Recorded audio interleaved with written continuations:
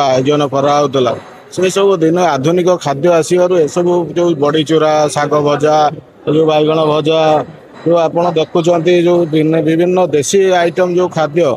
एगुड़ाकर जो लोक मान कमी जाऊँ आम चाहूँ प्रत्येक घरे जो पुणी जो से पुराणा परंपरा फेरी आसू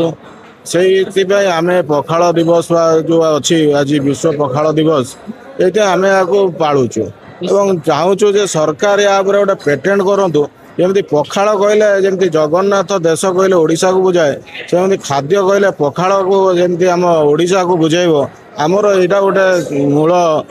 माने लक्ष्य। निश्चित भाव आप शुणुले बर्तमान कौन कौन सब व्यंजन होती आज